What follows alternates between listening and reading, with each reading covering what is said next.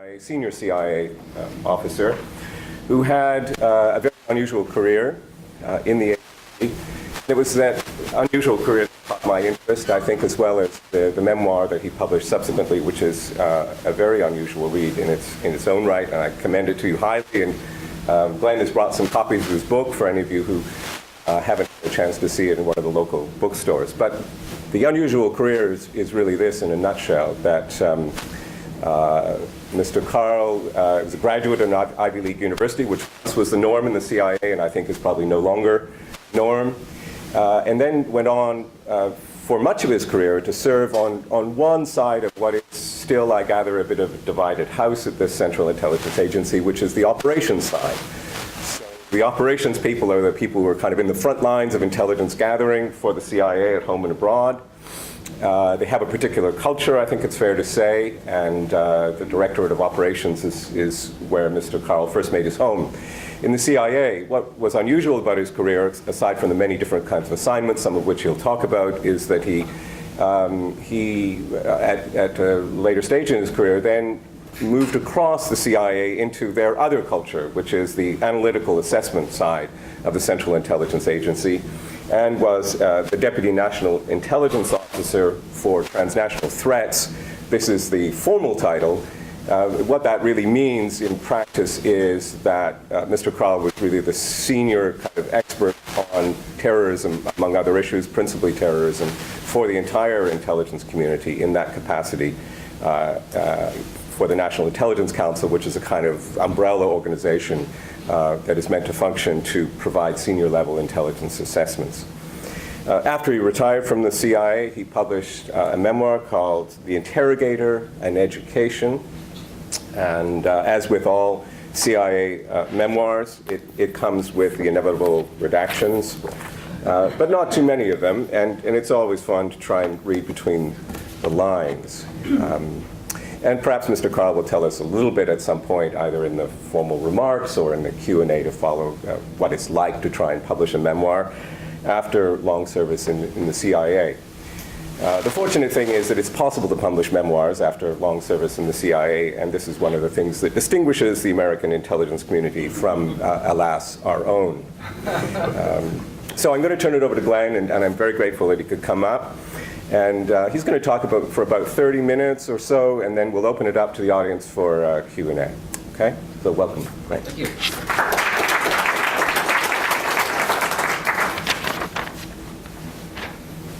Thank you very much. I'm sure actually the reason that you're here is that you have all Googled me and figured out somehow that I played hockey at Harvard on a nationally ranked team, and Harvard won last night in the quarterfinals of its initial national tournament and is moving on to the next round. So that's all good news. I think I'll talk about try to talk about four sort of rubrics as I tell my tale of daring do and complete chaos. I'll talk about the principles that led me to write the book, because I did not write this book to tell a tale of daring do, a standard sexy story of ninjas hopping around in black planes and black sights and so on, all of which are involved but are not the point of why I wrote this. I would not have written it otherwise. And I'll spend probably more time than any of us would like to imagine one needs to on the errors that I lived, some probably I made, and that are important. Making a mistake is fine, but the kind of errors that I was involved in also led me to write the book, because they have not simply policy relevance and implications, but impact and importance for my government and even more broadly my society, which frightened me so much or concerned me so much that they led me to write the book. And then I'll talk about remedies. And here, unfortunately, as often is the case, the forces of good might weigh light against the forces of bad. There are remedies, I think, for the errors that we've made that I lived and I think I can identify, but they are always fragile. And that's one of the lessons that I think I draw, and that I hope that you will, that our system of checks and balances and protections and all the things that all of us in this room, I know, take for granted almost, are shockingly fragile. the protections and culture is easily undermined and bypassed. And that's one of the reasons I wrote the book. And then I'll get to the point. All of these things are the point of the book, but I'll get to the point of what does all of my tale mean for all of us. So, first we'll talk about maybe the principles that came up. As you will know, I was involved in the rendition, detention, interrogation, and many would argue the torture of one of the half dozen, what we believe in the CIA was the half dozen most senior officers in al-Qaida that the United States captured or detained during the, quote, global war on terror, unquote.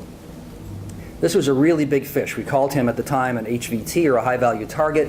That switched, once we captured them, to be HVD, a high-value detainee. And they are not a run-of-the-mill prisoner of war or a terrorist. Most of the people we read about in Guantanamo, almost all, these are young guys, no women that I can recall, with guns. They're maybe idealists who want to serve their cause and do something larger than themselves, all of which is really admirable. That's why my father went into the Marine Corps, you know, except they're trying to kill us with their ideals. They aren't really important, however.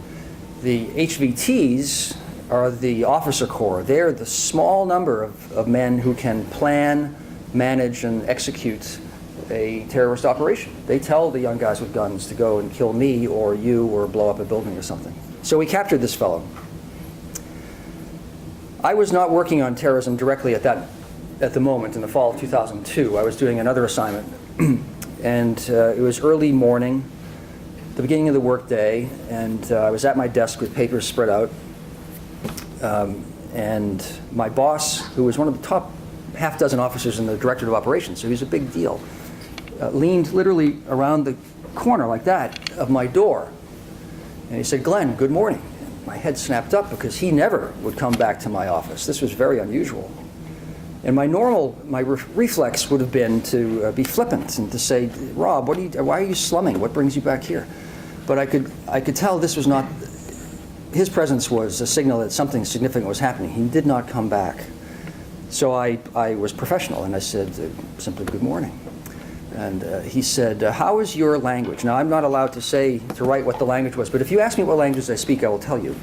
I may answer that question. I may not tell you in the book what language I speak. He said, "So how is your language?" And he said, "It's pretty good, right?" And I said, "No, it's not pretty good. It's really outstanding." Which gets a laugh from everybody, but I'm not that arrogant. But it's a fact.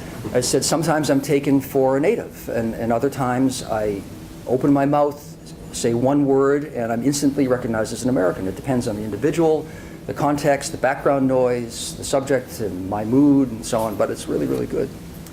So he said, "Listen, I need you to go TDY." This is maybe you guys know this term, it's temporary duty. It's a business assignment deployed. "I need you to go TDY tomorrow.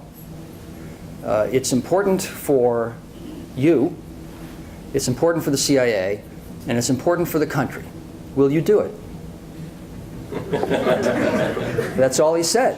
This is literally the case. That's all that I knew. So, you take the oath to do that. That's why you accept this bizarre career.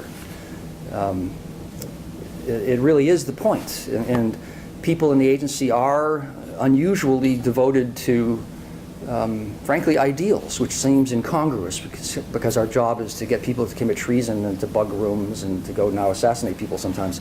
But it really is an idealistic body of men and women. All my classmates from college went on to earn a depressingly large amount of money compared to me. They would call me up and say, "Glenn, we're having a surprise birthday party. This would be a teammate of mine from the hockey team." I said, "Can you come?" I said, "That's really great, sure." And they said, "Yeah, it's going to be next Tuesday in Aruba. We hope to see you." And my wife is saying, "Glenn, I think it's time for you to retire so that we can have steak once in a while instead of spaghetti every night." But it's an unusual group. So that's all I knew. So I said, "Well, listen, let me call my wife. I have to at least tell her." And he said, "You have 1 hour. Let me know." So my wife then was literally deathly ill. She was just recovering from a near mortal series of problems. And, so she was frail. But I called her, and she said, well, look, Glenn, obviously put this away. Of course you're going to go, and I will work it out. So that took 3 minutes. And then I had 57 more minutes, because he said I had an hour, and I didn't want to appear overeager. So I spent 56 minutes walking the halls, buying a coffee, and killing time. And then on the 59th minute, I poked my head around his office door, and I said, Rob. He looked up, and I said, it's a go. I can go. And he said, good. Go talk to John so-and-so in room 2714, which was the counterterrorism center. And then he dismissed me, and that was it. So I walked the half mile of hallways, literally, to the other end of the CIA's headquarters and into the counterterrorism center. And I had known John in my career and thought highly of him. And he said, Glenn, close the door. In the agency, that's a big deal. It's a sign. Clandestine as the institution and the director of operations are, you work in cubicles, and if you're part of a unit, you're part of the team, and it's largely a shared work environment. If you close the door, you're talking about one or two things: either a personnel problem issue or an unusually sensitive operation. So this was obviously the latter. And he said, okay, listen, we have just rendered so-and-so. He's one of the top 4, 5, 6 guys in al-Qaida 3 days ago. We are confident that he can lead us to, this is the fall of 2002. We're confident that he can lead us to bin Laden. At the least, he will provide us information that will allow us to seriously damage and quite possibly destroy al-Qaida as an organized entity. The interrogation is not going well, and we want you involved. Now, why me? If you take the Venn diagram of characteristics or capabilities that they needed, the agency needed for this moment, they needed someone with really strong language, really, the better, who was as experienced an operations officer as possible, because you don't want a newbie handling one of the prize cases in the CIA, and that the White House was very intently watching. Not just the White House, the president was very intently watching. And you needed someone who was available. And so that Venn diagram reduced to a subset of one. So that's why. So he said, various other things. He said, you talk to Wilkerson, he's my deputy, he will give you the logistics and straighten out what you need to do. And that was that. So I finally found Wilkerson a couple of hours later. And Wilkerson, when all of you go out and buy my book, you'll see is sort of I'm the yin and he's the yang, frankly, of perception and approach to the case. And he was a very straightforward, conventional agency officer who bought into the entire paradigm of the global war on terror and how the CIA conceived of it and what the CIA was doing about it. Whereas I became, as you'll see, very much the outlier, almost unique outlier. So he said, and this is the point of this anecdote, and gets the principles involved. And this is verbatim. This is like one of where were you when Kennedy was shot, where were you when the space shuttle blew up moments, as intense a moment as I have had in my life, because it was instantaneously clear to me, instantaneously, that I was becoming involved in the critical challenge of my career, morally, intellectually, operationally. And quite clearly, I thought one of, and possibly the critical moments in the history of the CIA, and frankly of the United States, because he said, this is verbatim, we're standing arm's length apart. If we were overseas, in France where I lived for many years, you stand about this far apart. In Arab countries, you stand about this far apart. In the United States, you stand one arm apart. And he said, with his finger, he said, you will do whatever it takes to get this man to talk. Do you understand? And I literally went like that, because I did understand. And I thought, you think much more quickly than you can speak, and I thought, my God, we're talking about torturing this guy. And I could not conceive of using the word torture in the context of a CIA officer, an American official, discussing his professional responsibilities. It was just shocking. And I said, so I responded, we don't do that. And he said, well, we do now. I thought, holy shit. I said, well, we would need at least a presidential finding to do that.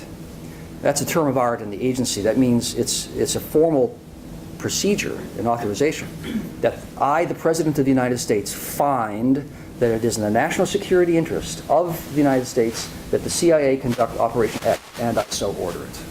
And it's staffed out with lawyers and policy assessments, and it's a big deal. So you can't just go and kill somebody. The agency now actually is in the business of killing people, but it wasn't for all my career.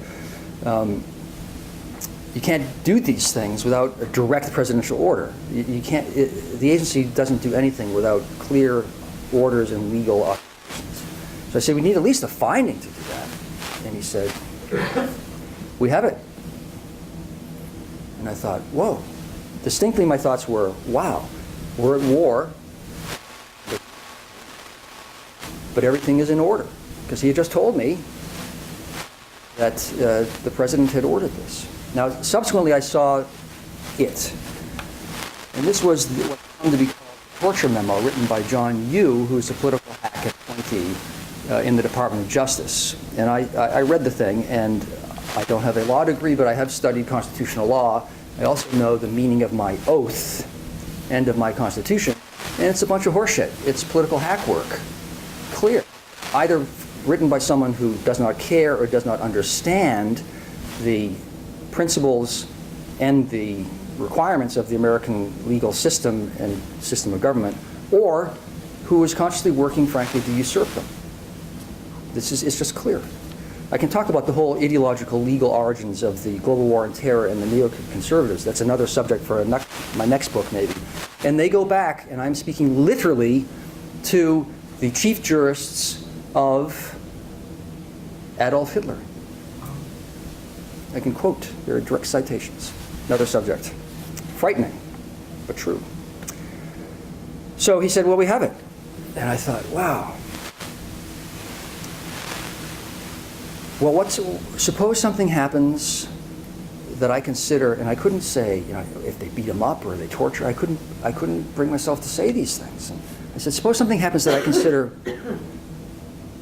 unacceptable. And then here, a hint of disdain came into Wilkerson's face.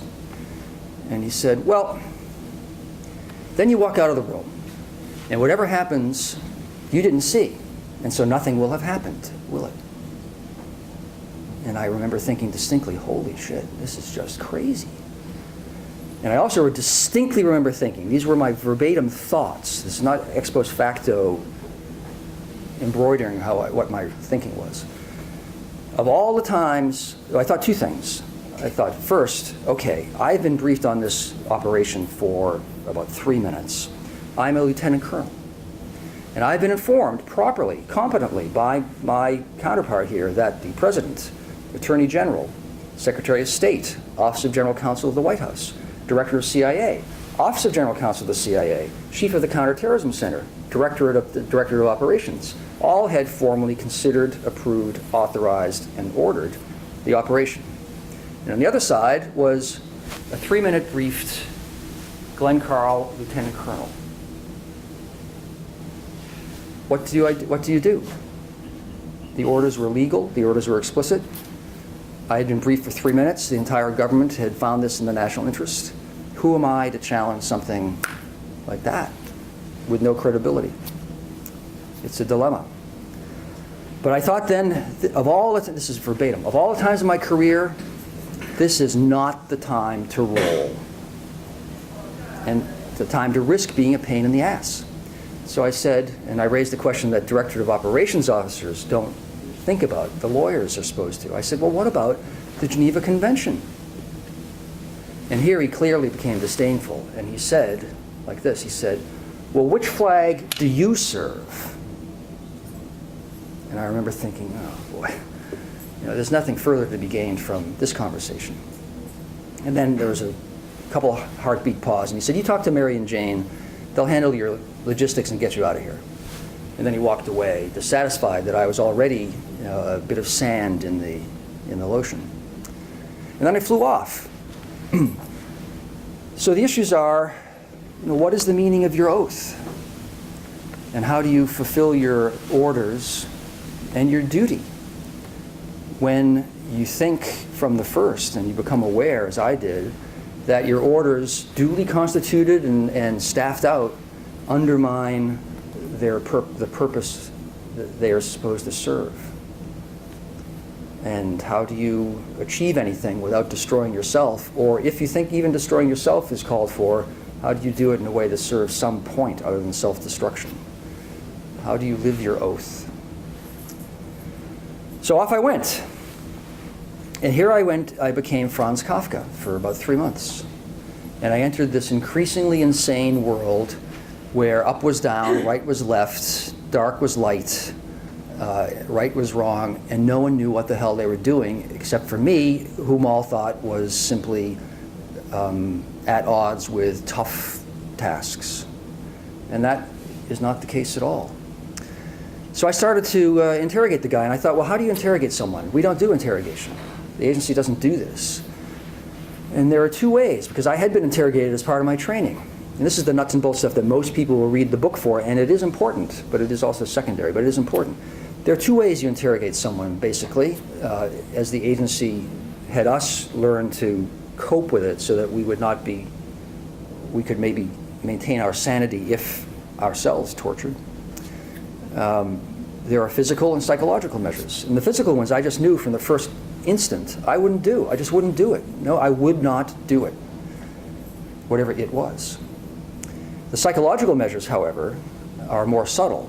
And we had been trained that I sought the lawyers before I got on the plane. It took me 48 hours to get on the plane. And I said, well, what is torture?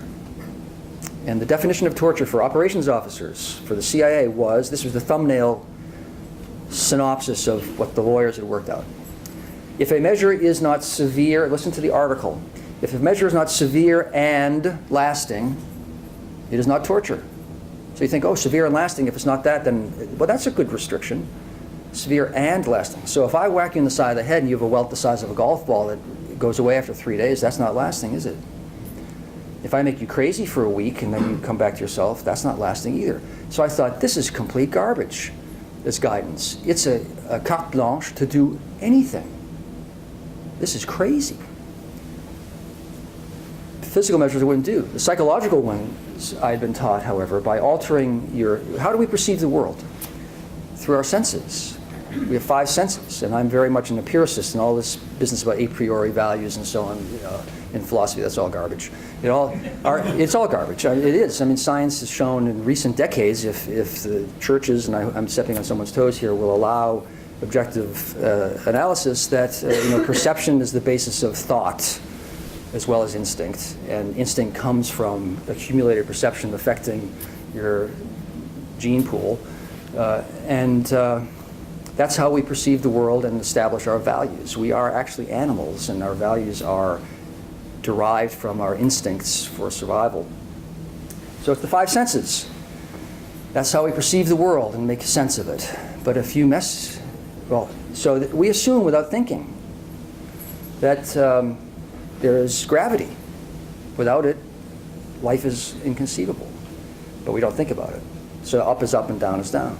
And that every day in the east, wherever the east is, some big bright thing comes up, crosses the sky, and lights the entire earth, and then disappears, and then it's dark. And once a day I will need to sleep. And probably 3 times a day or regularly I will need to eat. This is life. It's not necessarily so. Not if the CIA has you in its hands. So you play with the 5 senses, and I'll get to how we do that. And I thought, well, I was told this works, and it's temporary, so maybe I will do that. As I flew off, I thought that.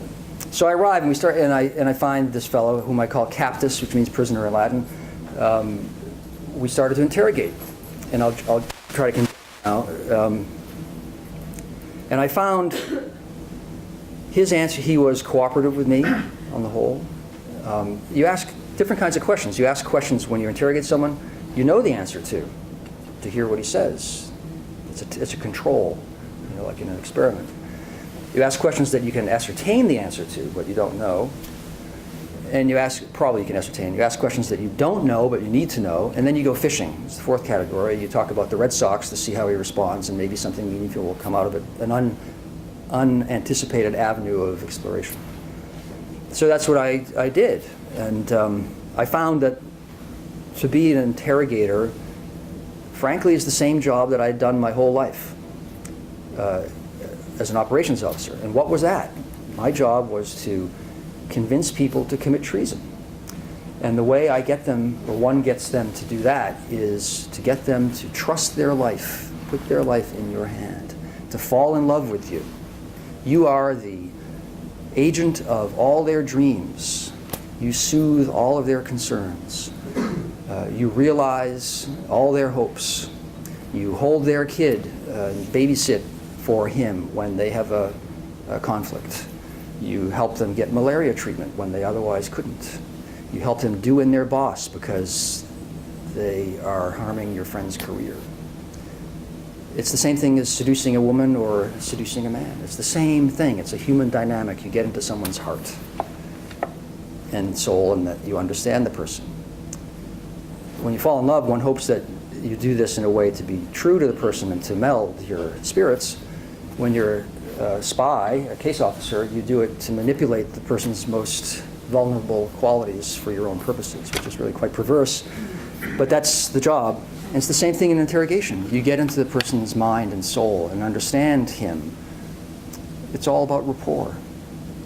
And so that's what I did, was I talked to the man. I came to have a high regard for him, actually, in his crazy circumstances. And I found he wasn't the senior member of al-Qaida that we had assessed.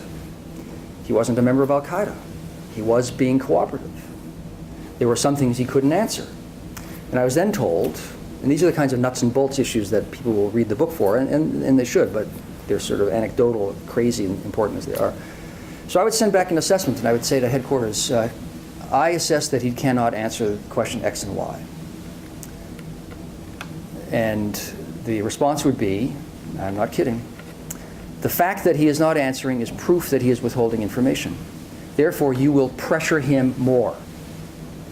And I thought, well, no, that doesn't really make a lot of sense. Maybe I'm dealing with someone who is just stupid at headquarters. I thought I was dealing with a moron, which, everywhere has morons.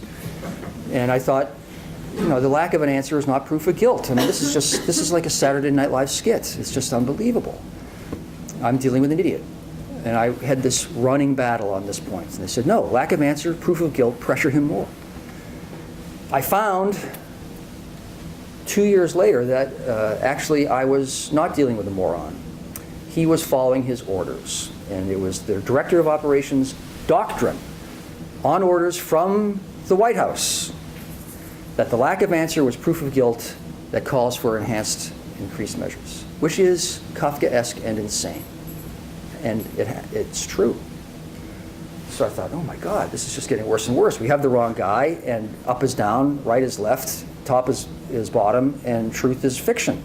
Literally. It was just unbelievable. Then I found, and I'll give one more anecdote and get on to the next point, because I have months of anecdotes of this happening to me all day, every day for 3 months.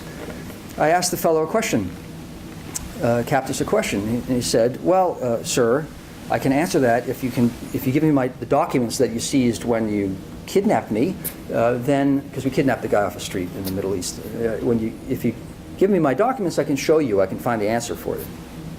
Well, this was news to me. I had been interrogating this guy for 6 weeks, and no one had seen fit to inform the lead interrogator that we had all of his papers. I thought, well, this would be nice to know.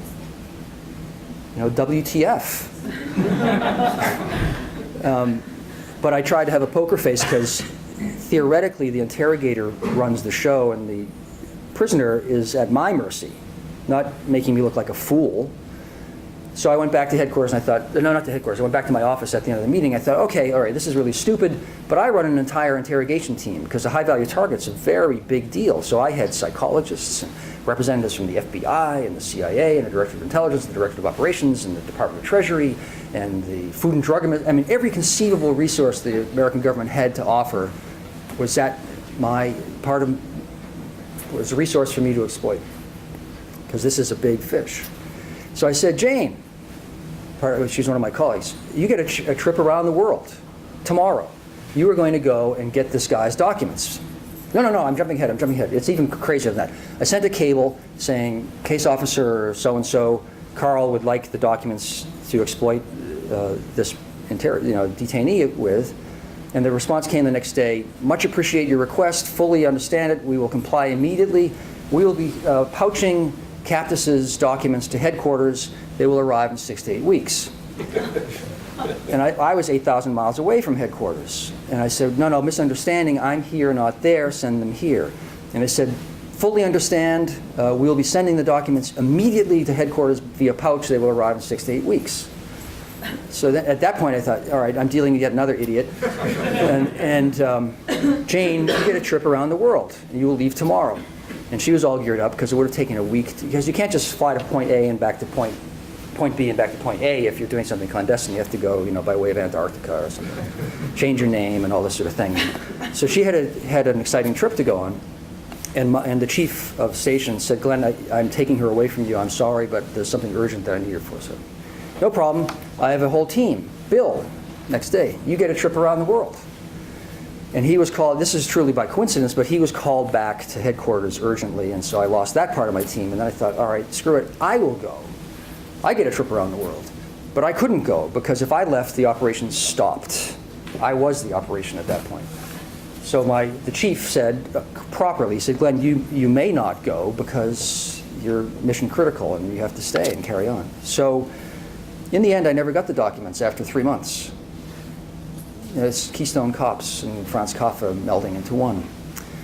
So I finally decided, this guy's not what we, the measures I'm encouraged to use are appalling.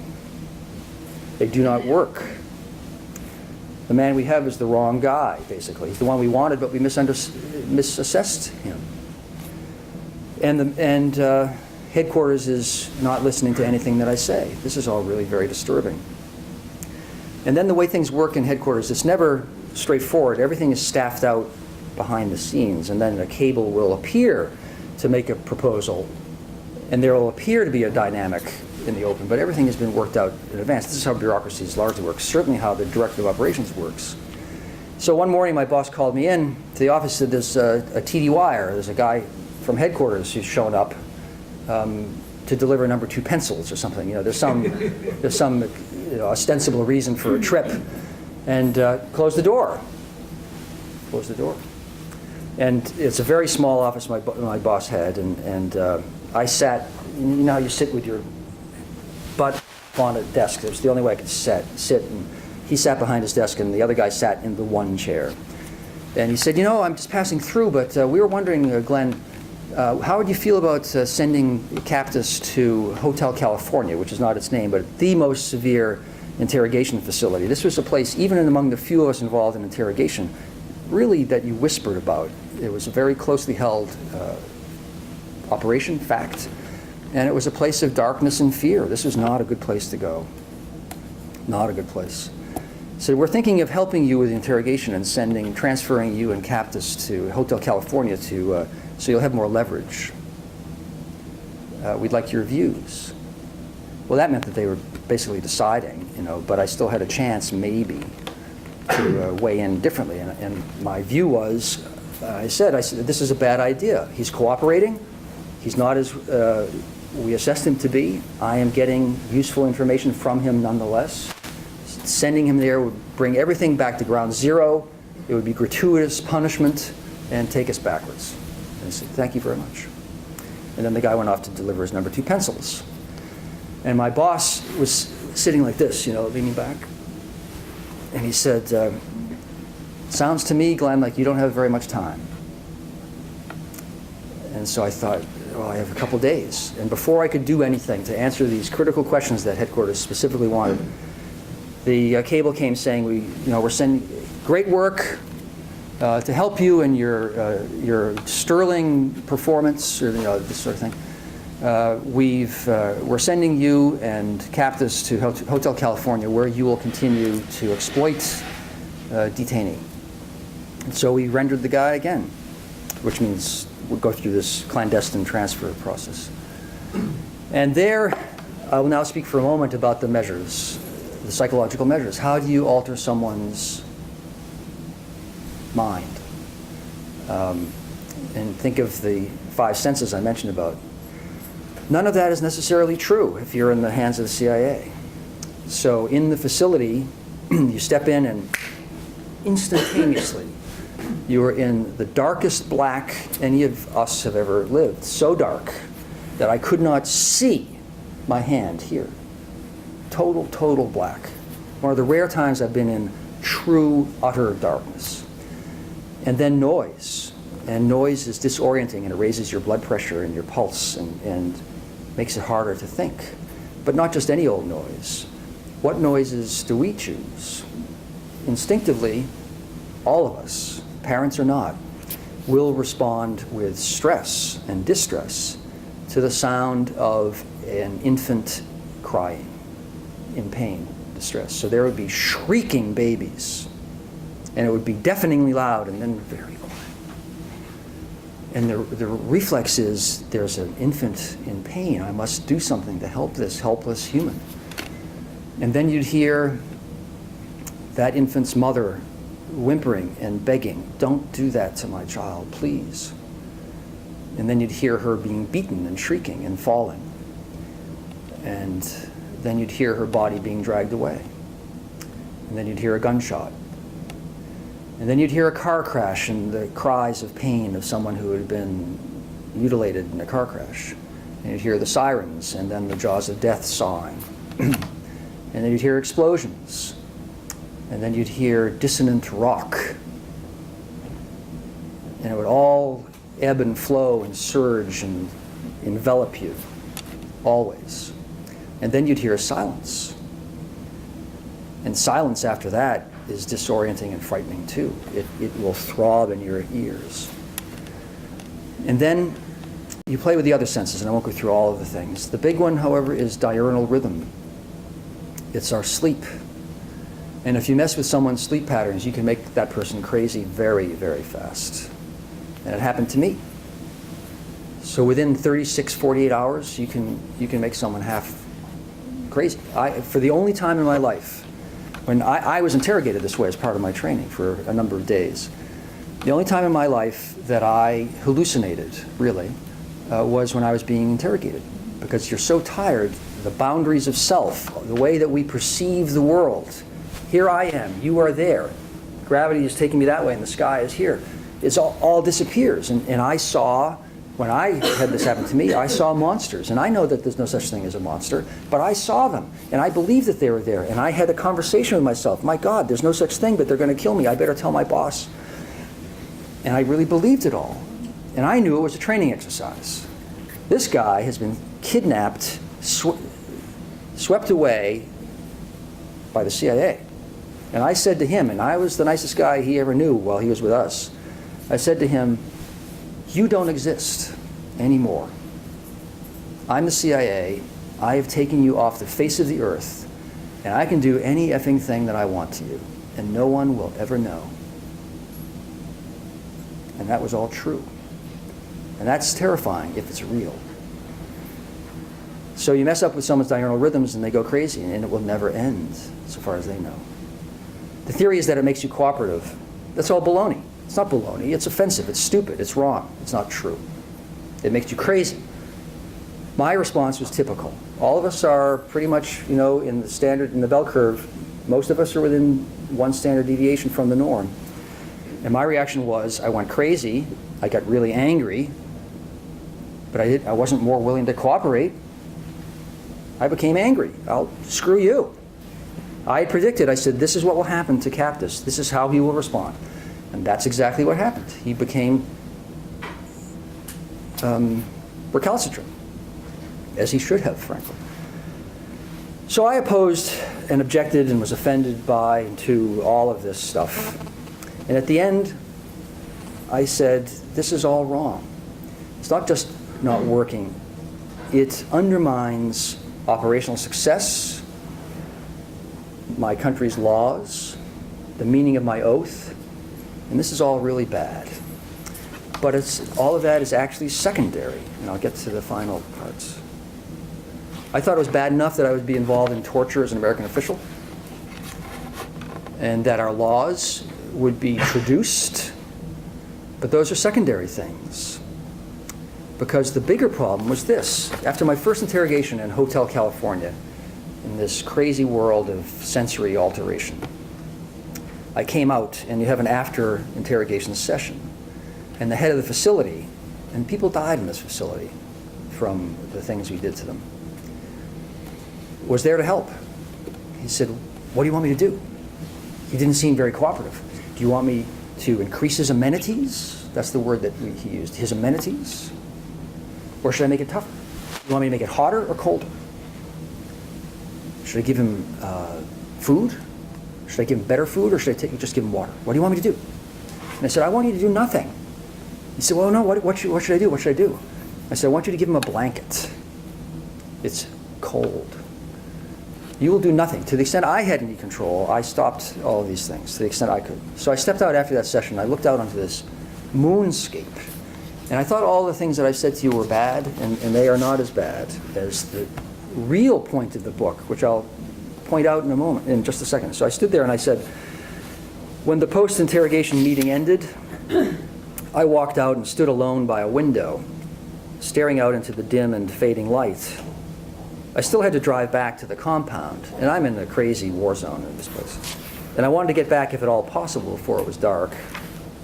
I had many hours of work to do once back at the station. Nothing moved that I could see. The landscape was barren under low clouds, and I thought, what had I become? What had my country become? And had this land always been so bleak? Because I found, and I didn't dare to say it, it was so crazy a thought, that torture was secondary, breaking the law was secondary, important as they were, that I was one of the few people involved in and aware of, literally, the usurpation of powers and the laws in the institutions of government of the United States. And that my country was, for certain segments of action, at the least, no longer a government of laws. It was a government of a few men. And Americans think, and Canadians probably think too, oh, this doesn't happen to us. We're us. It happens to the bad guys. We go and invade them and free them. We oppose these things. And that's why the CIA does exist. Well, the CIA exists to serve national interests, but one hopes the national interest embodies these values and practices. I literally was serving a government that was not the democracy that we all believed, with the full support of the American society, because we had been told, and I had believed too, we were under existential threat. But what was the threat? And that's a whole other subject, another book I'll write. I'll tell you, because it's relevant for the moment. How big was al-Qaida at its apex, September 11, 2001? The government would never say, for various reasons.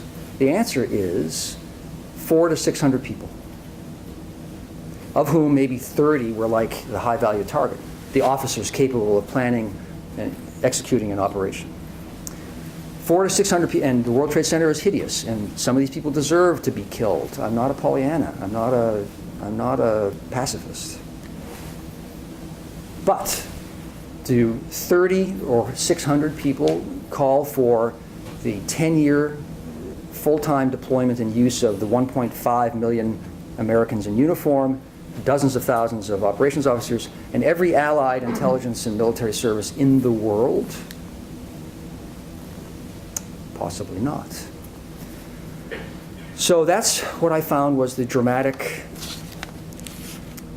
astounding truth that I discovered that outweighed even the horrors of being involved in what is torture. Enhanced interrogation is a euphemism. And I'm not Orwell. I try to speak the truth. That's what it is. So what is the final point? And how do we solve? What do we do about this? This is the frightening thing. The laws are there. America doesn't need more laws against torture and against usurpation of power. Principled, honorable men and women were in position. They didn't suffice. It's shockingly easy for about a half dozen people, frankly, to overthrow and take possession of the institutions of power and of the strongest democracy on earth. We are not intrinsically superior to anybody, which all Canadians know, of course. But it is shocking. We always, all my life, and your lives too, oh, those Germans, they went around incinerating people. They are intrinsically, morally different somehow. Well, no. What I lived is shocking. And my democracy was being destroyed. That's why I wrote the book. Because the only tool we have, the laws didn't suffice, and principled men and women were not able to stop it. The only tool we have is to bear witness, shed light on the truth, and try to embody it. It's always going to be fragile. There's nothing else you can do. So the point of the book is, and the end of my statement is the beginning of the book too. Most people don't read dedications. Pay attention because it's to Mommy and Daddy, Aunt Fred, Uncle Fred, whatever it is. But this is the point of the book. And I think this is the only way that we can protect ourselves from what I experienced, what we all are victims of. Before I read it, I'll tell one other thing. Why is this so bad? It's even worse than the fact that our government was usurped. How has it affected American society? One fact, and I'll get to this. Polls, now you take polls, the Pew Institute, responsible polls, and concordant ones, separate ones, show if you ask Americans who are 35 and above, and I fall into that category, should CIA officers torture to protect our freedoms? A strong majority of Americans say absolutely not. Torture has nothing to do with America. You don't need to do it. It's wrong. That's not what the flag represents or the flag that CIA officers serve means. If you ask Americans 35 and below the same question, a majority of them now answer, it's okay for guys like Carle to do what they have to do. That's shocking, and that is frightening. And that's the legacy of the policies I was involved in, and of 8 years of war and terror, and of offensive programs that embody and shape the zeitgeist like 24, which glorify all this bullshit. And so how do you fight it? The point is what my father and my mother taught me. I had good parents. And I dedicated the book to my father and mother, who taught me to question everything, always, to accept nothing because others do, ever, to be willing to change my mind, always, and that right and wrong are independent of authority or convention. And only by thinking that and living that every second do we have a chance of not being victims of delusion and undermine our own principles. And that's why I wrote the book.